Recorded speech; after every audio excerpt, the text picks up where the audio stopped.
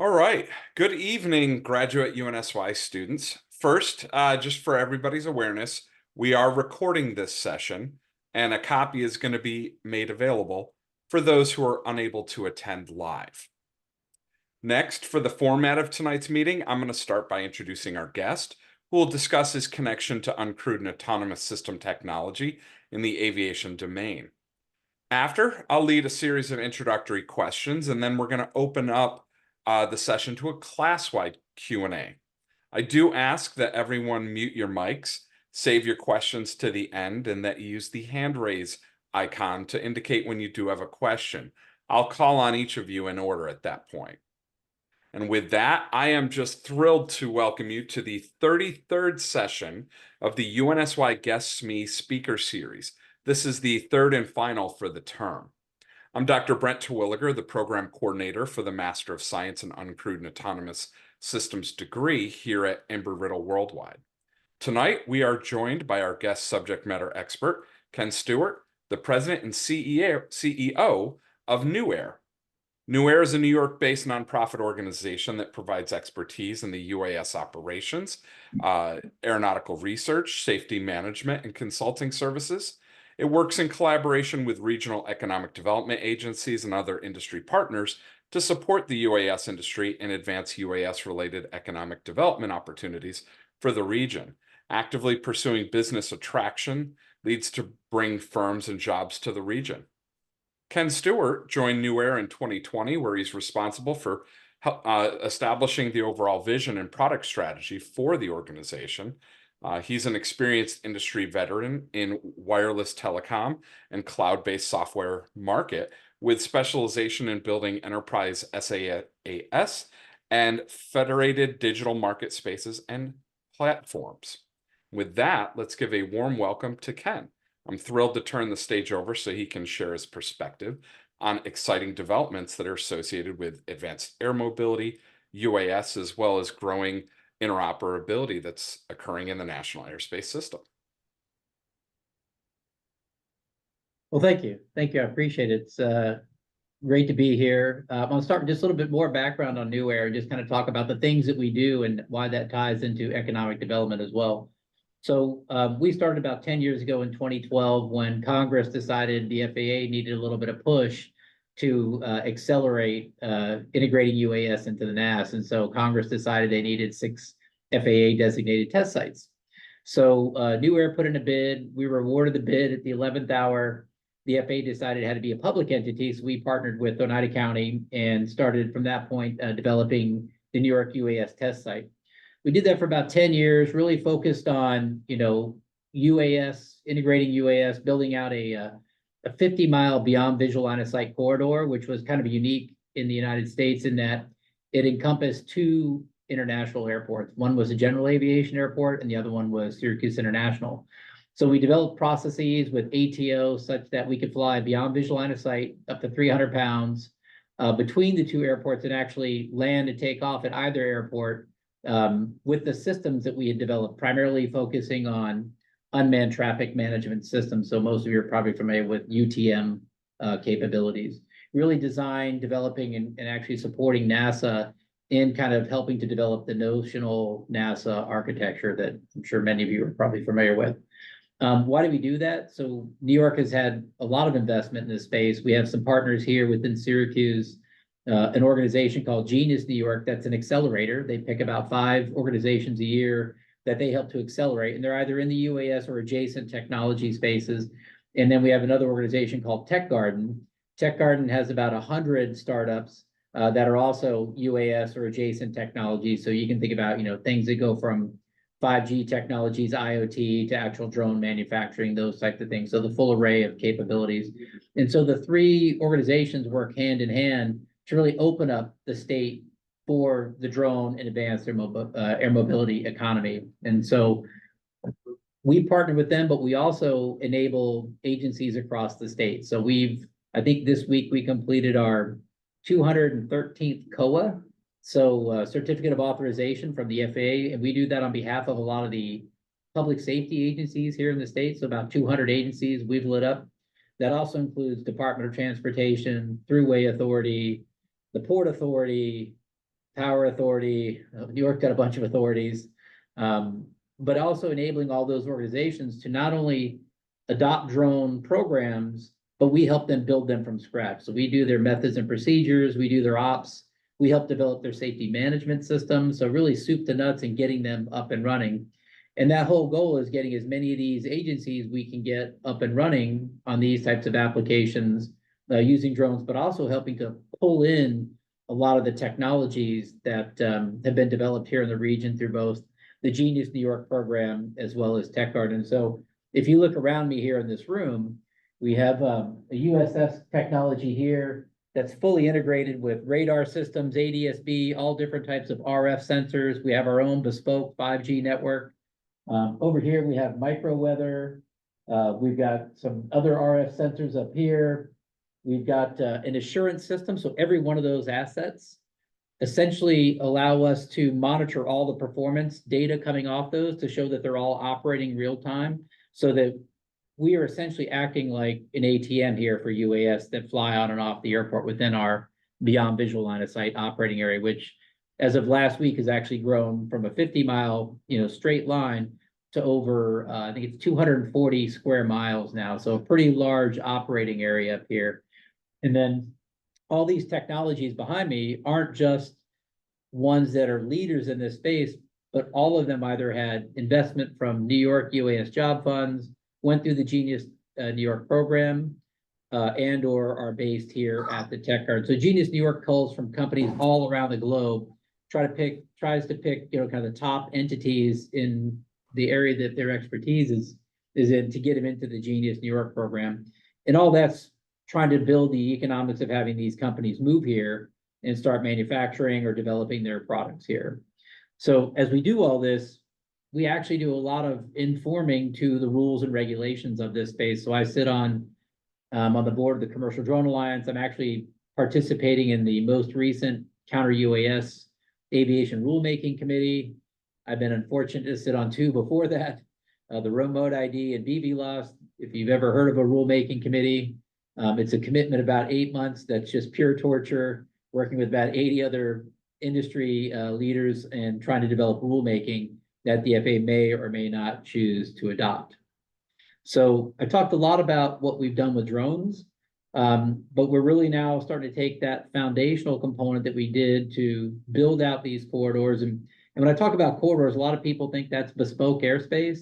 It's not bespoke. It's not restrictive. It is literally us integrating into the national airspace. So it doesn't restrict any operations in that space.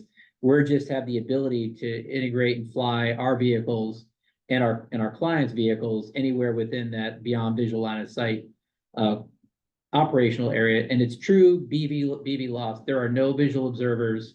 Even in our interactions up with the tower, it's just our ops center here working directly with the tower. So a very unique place. I wouldn't just say unique in the United States. I'd say it's pretty unique globally. But touching on advanced air mobility, so understanding, when we think about advanced air mobility, we think about kind of a three-legged stool. We have airspace integration, which we've been very focused on here for the last 10 years. And I'd say we're fairly adept at doing that now. Now we're starting to work on airside integration. So now we're starting to look at charging units. What are vertiports? What are the components of the vertiport that can be automated? How do we pull that into our system? Safety systems, charging systems. We're looking at hydrogen, battery, a bunch of different hybrid opportunities or hybrid fuel types. What are the data points that we take off those components to pull back into our system? And then the third piece of that is passenger and cargo engagement. So when you think about, a lot of rural air or regional air mobility or advanced air mobility, a lot of that's focused on cargo and passenger. Obviously, cargo will come before the passenger side. We have still some time off from getting aircraft that are have their type certification. But we're now working with different companies to create this stack of technology that instead of having, if you're familiar with the way air traffic management works today, it's about 5,000 different platforms that are all integrated through some various aspect within the FAA.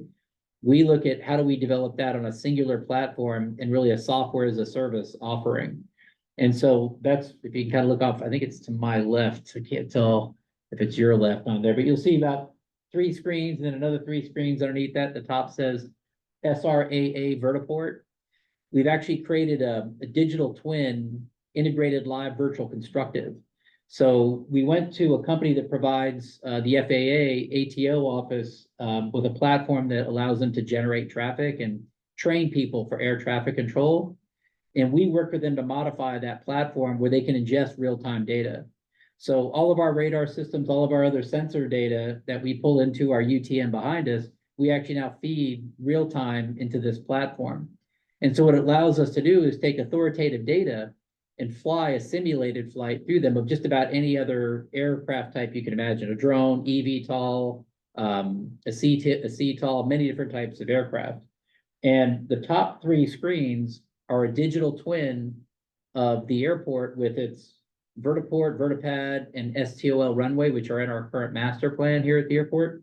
And the bottom screen is the as-built. So we can not only prove the safety case as the airport operates today, but actually, as they start building out and implementing these components here at the airport, we can actually prove the safety case out and doing it in a digital format, which for those who are familiar with any type of waiver or COA from the FAA, it's very labor intensive paperwork process that generally takes months, if not sometimes years, to get waivers. But that's how we're trying to work more towards digitalization.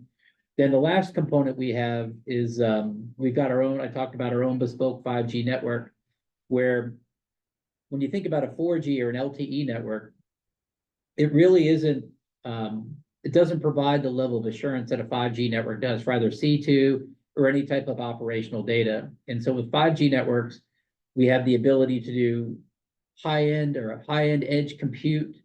We can beamform, we can merge multiple bands of spectrum because we have software-defined radios. It gives us a lot of technology capability. And so under our beyond visual line of sight operational area, we have Department of Homeland Security. And so what we do on that 5G network is, C2 is obviously a pretty, straightforward component of that, but we're actually starting to look at using AI and ML for developing automated technologies for like drone as a first responder. So our last project, we took different type of hazmat placards that you may see on a truck, and we laid them out across the runway and had our aircraft fly with specific sensors that could take an image of those different placards, but use the network as the computing source to actually determine what type of hazardous materials would potentially be present. Why is that a big deal? Well, it's a big deal because generally by the time you get an officer or a public safety officer or fire department on scene, you've already had 20 to 30 minutes to get on scene. So that's time that essentially is wasted once they call in the right hazmat team. Well, drone as a first responder gets the drone out there in advance of anybody getting on site, gets eyes on the scenario, and actually feeds that data back to them real time so they can be 20, 30 minutes ahead of the game compared to where we're at. And all of these operations that we do here, when we talk about trying to open the drone economy for the state, we also focus beyond the state, and that's where all this informs policy. It helps reduce carbon emissions. It helps with the constituents of the state of New York, both in safety for the motorists, but also for public safety people as well. And all these things, like we say, they really boil up to help us support the state, but also FAA and other lawmaking, rulemaking, regulatory bodies or standard bodies in terms of how they start interpreting or developing regulations around this emerging technology. So I know that's a lot, Brent, I don't want to go on all day about this. I could talk on this all day. So I don't know if you want to open it up for questions, but I can keep going. I guess one last thing I could touch on, with our most recent move from the test site here to Syracuse International, because we've got the 174th Fighter Squadron or Attack Squadron here who flies MQ-9, so big drones, big government drones, big predators. We're the only airport in the country where those fly in and out with commercial aircraft and don't have chase planes. We've been working with AFWERX and Agility Prime, and you may see some announcements come out from us. But this is now becoming kind of the funnel for all technologies to be adopted by DoD. So we have a program now, we're working with DoD and NASA. So NASA does the research and development on behalf of FAA. So whether it's aircraft, sensors, software services, all those things are now being integrated here so that this software stack, which is all cloud-based and cyber secure, can be then ported to, say, Eglin Air Force Base down in Florida or to Wright Pat over in Ohio. So there's a lot of usability that comes out of this. One of the things that really differentiated NUAIR from the other test sites is we were always focused on commercial outcomes, not necessarily tests for the sake of tests. We don't want binary outcomes. We want to scale and move the commercialization of these capabilities as quickly as possible. So that's another component that we work on here. And then lastly, we're also under contract for several states across the United States to support their DOTs with advanced air mobility. And we're also under contract with the Kingdom of Saudi Arabia, who wants to deploy like 900 vertiports on their strategy. So small team here, but very agile with a global reach in terms of the technologies and capabilities that we're enabling here for this emerging industry. Excellent.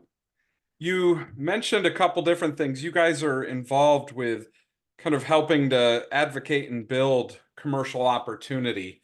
You also talked about one of the tools that you use is live virtual constructive, which is an aspect of modeling and simulation that it combines real world with the M&S world so that you can, increase data exchange and really just communicate information in a manner that people are kind of used to seeing or facilitates that.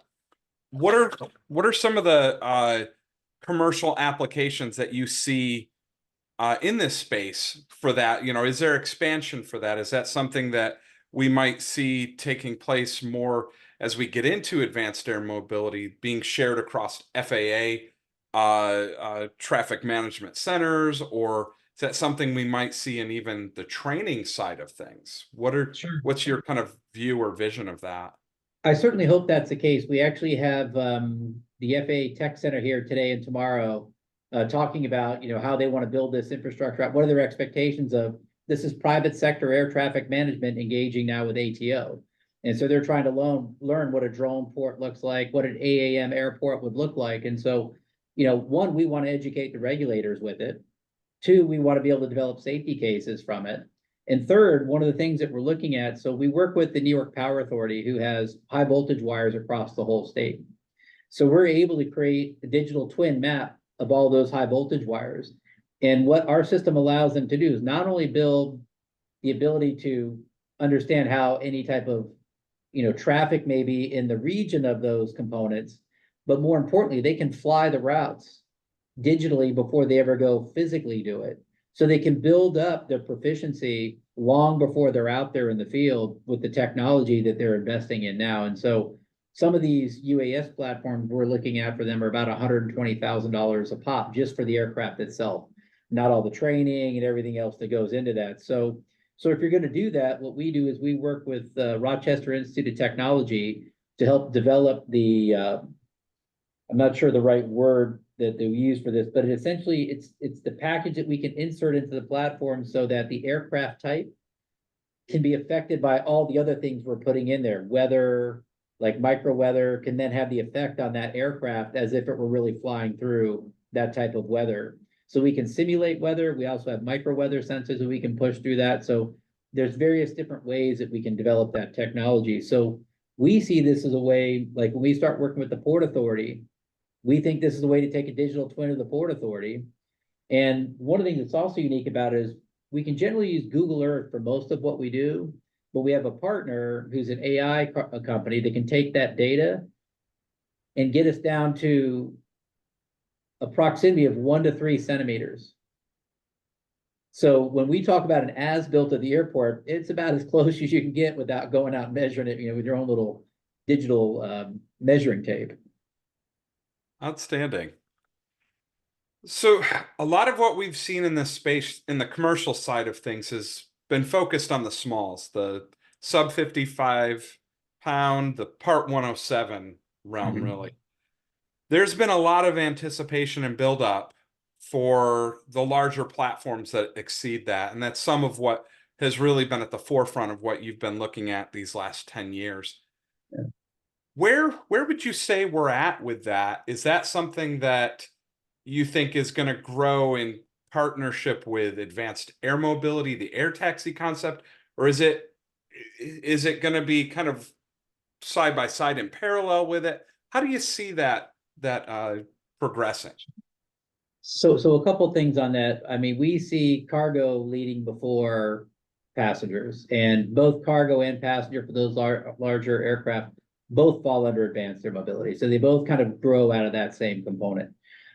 We've flown, we've had the K-MAX helicopter, which is fully autonomous. We've had Aurora Flight Sciences out with their Centaur flying out here.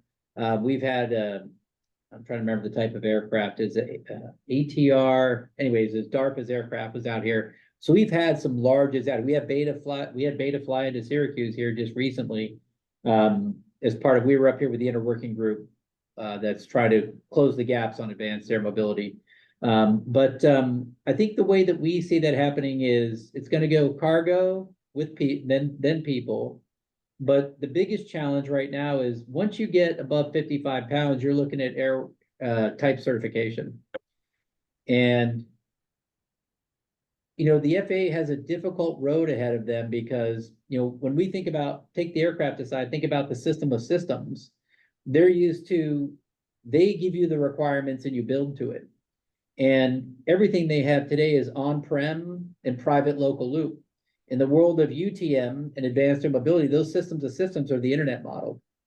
And the FAA is not really tooled for that. And so, we meet with them, we sit with NASA, we have, day-long discussions around trusted autonomous framework. And, they're learning and they're realizing that they're having to retool. And so a lot of these concepts, the challenge of getting some of these aircraft types certified or even a UTM, kind of certified or validated, whatever the term FAA will use for it, has been really challenging just because of the learning curve that the FAA's gone through. Recently, every waiver had to go through like their waiver and COA group. Well, the challenge with that, it was both made up of unmanned and manned people. Well, they've recently changed that and said, okay, now for unmanned, it's going to be focused with unmanned people in the waiver office, not the manned people, because once you get in the manned side of the house, you might have a different person every other day of the week who interprets the waiver differently. And so you get mixed results. It's why people say, bring me a rock. The very first beyond visual line of sight waiver that I got back in 2016, which was for an 80-pound aircraft, so we were above 55 pounds, took 9 months and probably $5 million worth of effort.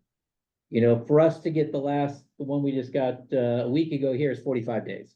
So they're getting better, they're getting faster, but aircraft are a whole different thing. And I would also say this, and I'm certainly not an aerospace expert on aircraft or anything like that, but for my personal opinion, I keep looking at the problems we still have with the Osprey. We just had another issue with another one. And this whole vectored thrust on these aircraft, I think, are just have a lot of challenges. Then you go behind that with batteries and wires and software. And if you think about the drone industry, they don't think anything about pushing an update out on an app every week. Well, if you do that on aircraft, you're going back through the type cert process. Yep. And, there's just a lot still. I just sat today, I walked over to the 174th Attack Squadron here and tried to understand how they're working their aircraft for the remote pilots. And they fly 25 hours at a time when they launch an aircraft. Well, they have somebody launch the aircraft who then turns it over to the pilot, who then turns over to multiple pilots throughout the 25 hours. And part of that launch, the reason they do that is, satellite comms have a real challenge at the terrestrial level. And so they launch using C-band and then turn over to KU band once they're up to a certain altitude. Well, guess what we're going to have the same problem with when it comes to advanced air mobility. And we don't have certified FAA spectrum for these low altitude operations, which is where 5G, I think, is really going to be a key asset going forward. So to answer your question, I think we're still probably a year or so out from the first aircraft getting type cert. And I mean, by a year, I mean, well into the end of 24 going into 2025. And I spoke with, the kind of the 6 leading manufacturers, They all said they were about 50% of the way through the type certification process. At some level, maybe they were, 60% through stage 3, some were 20%, but they all said they each have $1 billion left to spend to get through the type cert process. So that tells you what it takes to get something done in this space. It takes a lot of money, and probably a quarter of that, lawyers' fees. So, Liability is a concern. yeah. Insurance, the thing that rarely makes its way into the room during these discussions. Yes. Well, and this is something that comes up with this class. They're learning it now with the projects that they're just wrapping up. Is there is a lot that goes into sustainment of an operation, well beyond just acquisition, the parts, the components. There is the soft side of it, the components like insurance, like planning for maintenance of your paperwork and your certifications, and maintaining training and proficiency, and all of these different elements that when you first get into this, it can be very easy to overlook that, and then all of a sudden it spills over on you that, oh yeah, we have to manage this, and we have to hopefully have a comprehensive software set that allows for that traceability amongst elements, and can allow us to log our hours, can allow us to trace our maintenance time and different deadlines that hit. So these are some of the interesting opportunities that are springing up in this space too. And you Yeah. mentioned AI. That is, to me, when I see some of the challenges that are occurring, it's one of the obvious roles that AI is really well certified, or not certified, matched up to do. Yeah. That logging and kind of categorization or matching up component. Yeah. But we see, Yes. just to note on that from an AI ML perspective, we try to focus on what's the mission of the drone to employ those capabilities, because the FAA is still leery of automation. If we start saying AI and ML, they're just going to, walk out of the room and be like, yeah, we're not ready for that yet. So, baby Yeah, steps.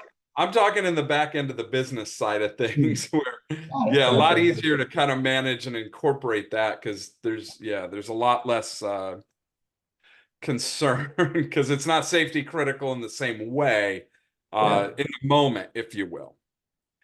Uh, so kind of getting into tools, as a professional in this space, as someone who's really heavily involved in some of the organizations like the Commercial Drone Alliance, what are the tools that you personally use? What mechanisms do you use to stay up to date in this space? There's a lot of stuff constantly coming out. Some of it is very much, rosy glasses, paints the Yeah. great picture. How do you cut to the meat of things and ensure you're getting an accurate picture? What strategies do you like to employ to really stay up to speed? Well, I mean, for us, as an organization, the way that we stay focused is, every year we kind of get together and talk through our strategy and what it means, what is our mission, and that really defines the areas that we focus on. A lot of startups, a lot of companies come to this space and they get focused on the shiny things and they spend a lot of money and get nothing done. I think we have a lot of benefits that help us focus, because we sit on different, standard bodies. We sit at the Commercial Drone Alliance, New York Aviation Management Association. We run one of the leading test sites. We see just about everything. And so what we try to do is we focus on, we have a lot of companies. We invite a lot of companies to come here and actually show us how their stuff operates. And so we see it that way. We see it when other partners will come and bring other of their partners here. We get to see the applications. But I think the biggest thing that it's really the team that we have here can pretty much smoke just about anything out that's not right pretty quickly. And what I mean by that is our safety management, the person that put our safety management systems in place here, he's the person that wrote the safety management system for the remote piloted processes over at the Air Force, at the National Guard. He sits at NASA. He supports both NASA and FAA and their safety management practices and helping to update their processes. So he's on the cutting edge of all things SMS. the individual here that runs our piloting operations, he's the one that converted from F-16s to MQ-9s. So he's flown A-10s, combat veteran, flown F-16s. You know, he also is the person that writes our COAs, so he understands not only the regulations, but actually the challenge of understanding regulations is how can you interpret them in an area that they haven't really been developed for. Like a lot of the rules and regulations we have weren't built for UAS. And so we try to interpret those in ways they were made for man that we can then say, no, we can actually support these operations under that way. The other thing is we've got a subject matter expert on ground-based sensing. So radar systems, other types of RF. My background's primarily communications and RF on the spectrum side. We have a DAR on staff, so we have a designated airworthiness resource for UAS. There's 22 million people in the United States. There's only in the state of New York, and there's only 2 UAS DARs in the state. So we've got one of them on the payroll. So it's really the team and the level of expertise that we collectively bring together. And that's actually a really important aspect because what the FAA is good at is they're good at certifying pilots and certifying aircraft. What they're not good at is tying together all the associated elements. How do you take a radar system, tie that into a USS? What do you do with ADS-B? Tie all that together and then create a safety case that you can then submit to them that then allows you to do the things that we do. And so in doing that, we do a lot of RFIs, a lot of RFPs for different technologies. So there really isn't tools, unfortunately, except for RFPs, RFIs, sitting on top of these different standard bodies or associations to see what's happening in the industry. I'm glad you use those terms because that's exactly the format and body that we used for our most recent graduate project. Was I had the students respond to an RFI with a concept, and then I rapidly turned it into an emergency condition pivot where they were told, you sent in material, we have a hurricane inbound, and we would like you to come in afterwards and give us a rapid upscale demonstration that if it's successful, we're going to see scalability into large term support. So they've all put their work together, and in the next 3 days they're going to be presenting their work. So I'm thrilled to kind of hear that reinforcement of that concept as far as. Well, the thing is, I will say this: there's a lot of people that come and on paper they'll hand you a document that says their product does this, and it's a rare day that the product actually does what it says on the paper. We also supported, the FAA had a counter UAS program that they tested at 5 different airports. So not only was one of the airports Syracuse, the subcontractor at the FAA hired us to fly at all 5 airports so that we actually were flying the drones, they detected, identified, and then mitigated. So we got to see a lot of things, firsthand and what really worked and what didn't work. Outstanding. Well, with that, I would like to open it up to the class. If you've got any questions, now is the time. And Brandon, if you want to go ahead and unmute. Hi, Ken. My name is Brandon. Mm-hmm. So I have a question on, because I just saw the FAA posted it today, even though it came out on November 6th, the UTM field test final report.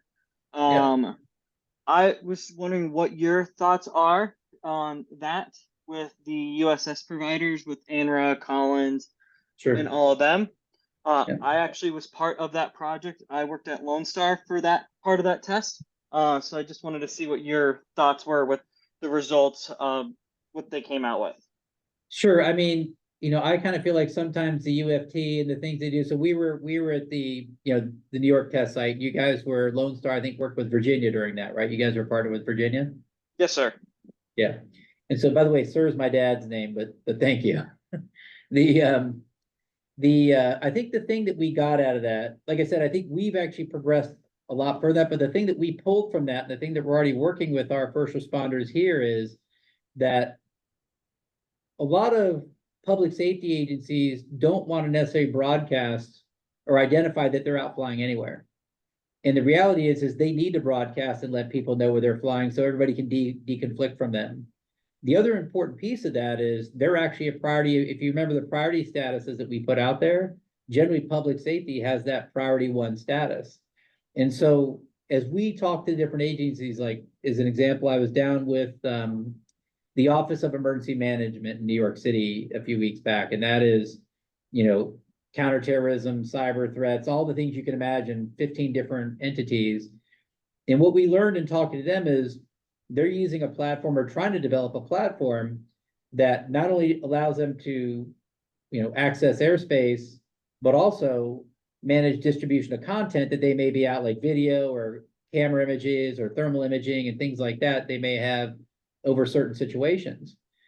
And our discussion with them is like, you guys are really starting to create a problem, because when you have evidentiary rules that control how you manage evidence and you try to build that into a system, all your airspace rules and how you're going to access the airspace, you're now putting under that same umbrella. So you need to separate those 2 pieces out and then focus on getting your data out in such a way that it doesn't, it may not say, hey, there's a SWAT team on the corner of 11th and 12th, right? But you can still say there's a public safety operation in this area, or be in a cooperative system. You'll get prioritized airspace, and people can avoid and not interfere with your flights. So I think that was our biggest takeaway. But we also, as we worked with Virginia, we tried to consolidate the industry around those 5 priority levels as well. So what we were doing in conjunction with the team you were on was saying, let's all get together, let's define the 5 levels, and let's get the industry to adopt that, and let's just start getting moving forward with that.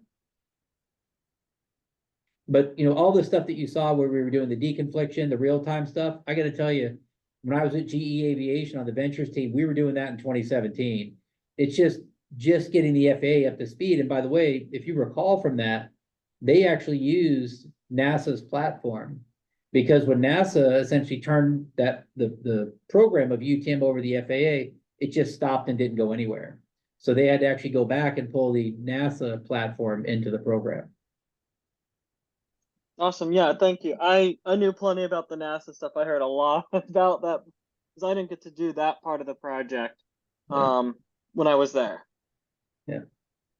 But that's how you use those programs to inform regulations, right? If we're all going to build to something and you've got all these companies, you've got the leading USSs in the room that all can actually agree to something, well, let's take advantage of getting industry agreement and push that up through the regulatory body.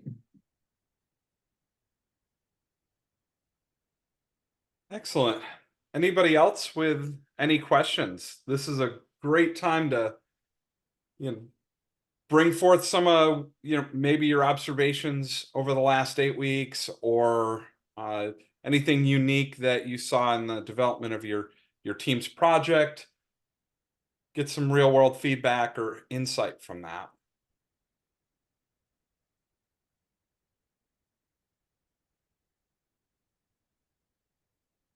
Okay. A shy team.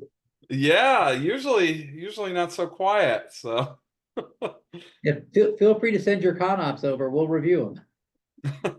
Excellent. I'll just toss one more out there. We have a variety of folks that are in the programs here at Embry-Riddle in the online space. One of the challenges we have is building up experiential opportunities. What are some different ways that you might recommend for students to get involved in the type of work that you do? Are there ways that you support volunteers or student researchers, or even internship co-op opportunities within your organization? Yeah, so all the above. One of the things that was kind of interesting, so Syracuse was named one of the 6 locations for the CHIP Center build out. So when you think about, there are 6 different areas under the CHIPS Act, so we're going to have Micron up here. And so, NUAIR goes and supports a lot of the economic development of the city, even beyond just the drone side.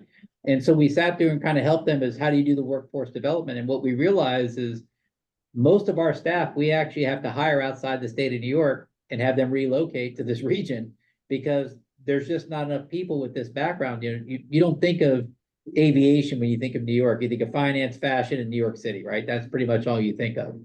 And so what we've done is we've worked with SUNY Polytech, which is one of the universities here that has like environmental engineering. It has RF engineering. And then there's another school called Lemoyne. And Lemoyne's like one of the top, I think, 18 IS schools in the country. And so we've actually worked with them to develop programs for workforce development that are not only full-time students, but also do adult education. And so we built a program that provides Part 107 training. It not only provides them the way to go get their 107, but then it gives them the NIST certification. If you're familiar with the NIST program to go get the certification, it takes them into that. And then if it's at Lemoyne, we're now working with companies like Skydio to develop a very robust data class, so that they can actually understand how to go extract the data and then read the data on like bridges and other types of infrastructure that people are inspecting, the thermal imaging and things like that. And then over at, SUNY Poly, it's the same two first courses. And then what they've done is they've built those programs into their environmental sciences courses and their RF engineering courses. So each school kind of takes a different approach, but our goal is, we've got the Thruway Authority, which is starting to staff for drone pilots now. The same with the DOT, and they have no group from which to get these population to get 107 pilots that are proficient. And so we're now helping to push that in there. We also bring interns. We have interns that are doing data analysis on the work that we're doing. There's a lot of metrics and data analysis from each of these operations. Like as an example, we go and we investigate, we compare how they do a bridge inspection today versus how they do a bridge inspection with a drone. And everybody's seen reports on this. Well, it doesn't take a $500,000 boom truck to hang somebody over the side and all this other stuff. But what they're not taking into account is all the prep work that goes into this. You generally have to close a lane of traffic. That eliminates a lane of traffic closing for the day. Well, if you eliminate traffic closing or lane closing, you're eliminating the backing up of traffic. And now you're eliminating greenhouse gas emissions that would have been created from the backup of all these cars, right? The other thing that we're looking at is the number of people that go on the job. So we take a holistic view and we're developing metrics that show how we increase motorist safety, how we increase safety of the workforce, how we reduce carbon emissions, and then the cost saving efficiencies of moving to a drone-based inspection methodology over traditional ways. So it's really this large piece.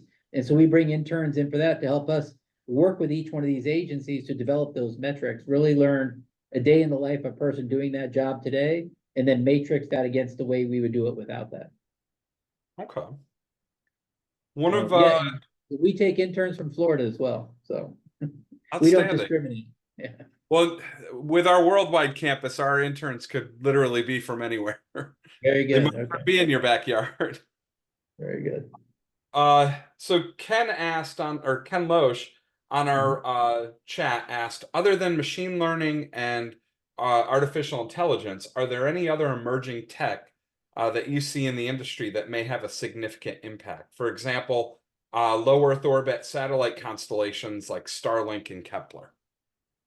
Yeah, I mean, so, we're still trying to understand, there's some impacts of using private sector communications, especially when they're owned by people like Elon Musk, what the impact of that's going to be.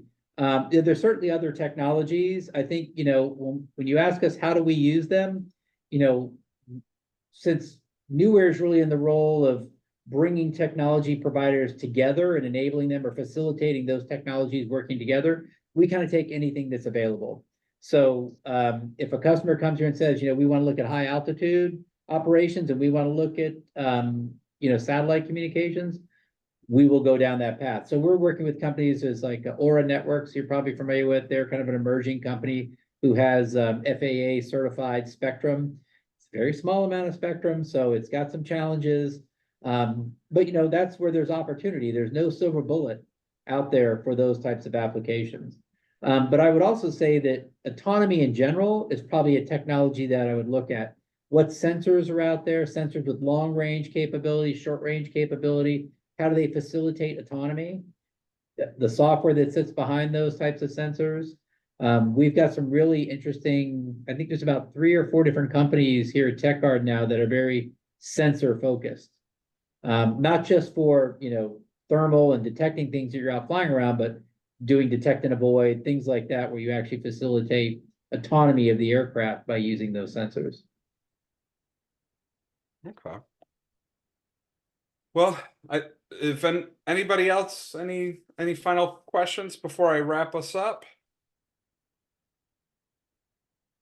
All right. Well, with that, I'd just like to give a big thank you to everybody for joining tonight, as well as a major thank you to Ken for sharing your thoughts and expertise regarding this technology. It's been just a super informative session, and it really helps us to explore and better understand the challenges that are associated with this advancing field.